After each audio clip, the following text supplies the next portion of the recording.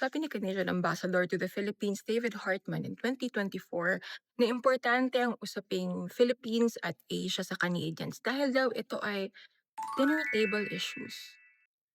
Ano yun?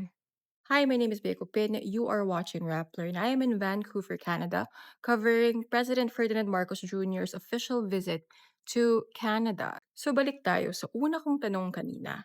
Ano bang ibig sabihin ng dinner table issues? Canada is home to over 1 million people with Filipino descent. Vancouver, where I am, is actually where the first documented Filipino migrated and settled in Canada. So that alone will tell you kung gaano ka-important both for Canada and the Philippines to maintain very close ties. In fact, dito ngayon sa visit ni President Marcos, officially announced ng Ottawa, that's the capital of Canada, and Manila, the capital of the Philippines, na strategic partnership na yung relationship ng dalawang bansa. Ano ang ibig sabihin ng strategic partnership? Normally, yung strategic partnership covers trade and security and defense, people-to-people ties as well. Pero siguro in this context, it would be best if we understand strategic ties or this strategic partnership in the context of both the Philippines and Canada navigating a world that's changing so rapidly.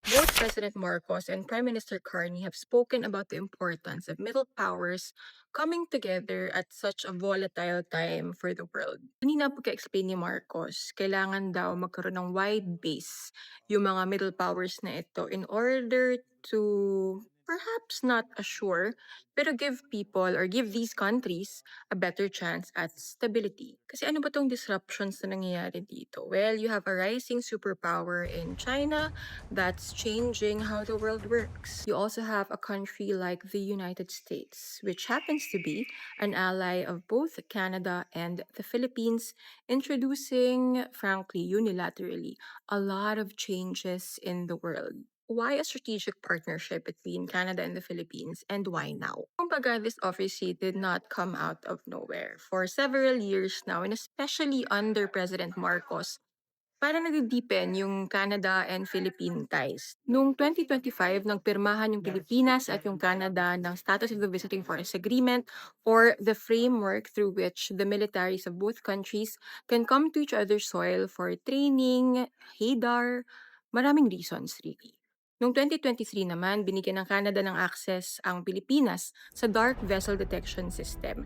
Yung system na ito ay gamit na gamit ng mga maritime agencies tulad ng Philippine Coast Guard at kahit ng Philippine Navy to monitor yung vast maritime spaces ng Philippines. On top of that, yung Philippines ang HQ ng Agricultural Office ng Canada sa Asia Pacific. May plano din, or at least may desire, to open their parang coordinating office for their Indo-Pacific strategy, security and defense ito, also in Manila. And of course, the Philippines and Canada are finishing the negotiations for a free trade agreement. Yung aspiration, sana matapos siya before 2026. If anything, a strategic partnership is just the formalization of how deep those ties already are and how much deeper the two countries want those ties to progress into. This is part of the Philippines' greater aspiration na to diversify its partners both in trade and security, again, as Marcos said, to provide a bigger base for a small country that's in a critical and strategic place like the Philippines. So from centuries ago, when the first Filipino landed in Vancouver to immigrate and settle here, ngayon over 1 million people with Filipino descent na ang nasa Canada. What's next for Filipino and Canada ties? If you want more updates, not just on Philippine-Canada ties, but on the Philippines' engagements with the rest of the world, you can download the Rappler app.